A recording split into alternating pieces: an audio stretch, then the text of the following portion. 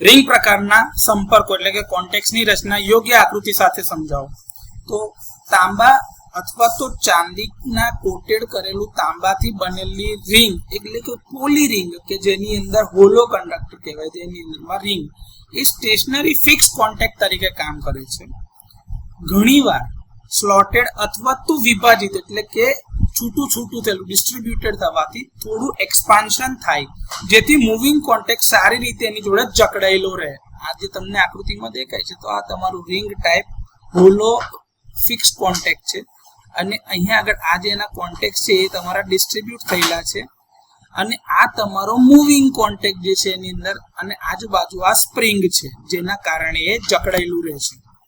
Contact જોડાણ દરમિયાન એટલે કે કોન્ટેક્ટ જ્યારે એંગેજ થશે તે દરમિયાનમાં રિંગમાં જે આ પ્રવેશતો આ નળાકાર કોન્ટેક્ટ જે દેખાય છે મૂવિંગ કોન્ટેક્ટ સિલિન્ડ્રિકલ પ્રકારનો છે એટલે કે નળાકાર પ્રકારનો કોન્ટેક્ટ જે સળિયો જે છે એ મૂવિંગ કોન્ટેક્ટ તરીકે કામ કરે છે।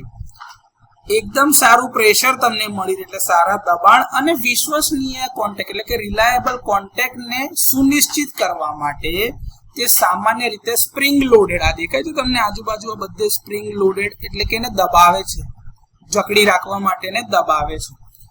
નિવેશ એટલે કે પ્રવેશ દરમિયાન જ્યારે અંદર તમારો કોન્ટેક્ટ મૂવિંગ કોન્ટેક્ટ ઇન્સર્ટ થતો હોય તે દરમિયાનમાં પ્રેશર અને સેલ્ફ સેન્ટર્ડ એટલે કે સ્વકેન્દ્રીકરણ જાળવવા માટે રિંગની આસપાસ અથવા તો એની અંદરમાં આવી રીતે સ્પ્રિંગ મૂકેલા હોય છે જેથી કરીને એક્સપાન્શન સારું થાય તો કોન્ટેક્ટ અંદર ઇઝીલી જઈ શકે।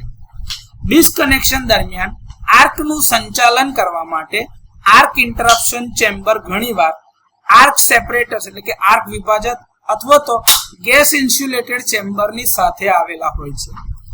મેલ અને ફિમેલ બંને રિંગ કોન્ટેક્ટ દરમિયાનમાં કોન્ટેક્ટ રેઝિસ્ટન્સ ઓછો કરવા માટે અને એના ઉપર જે બધું ઓક્સિડેશન થતું હોય એ ઘટાડવા માટે ચાંદી અથવા તો નિકલ પ્લેટેડ હોય છે। તો રિંગ પ્રકારના કોન્ટેક્ટ્સ કે જે આપણે સર્કિટ બ્રેકરમાં વાપરીએ છીએ તેની આકૃતિ પણ બતાવી છે અને એની રચના આવી હોય।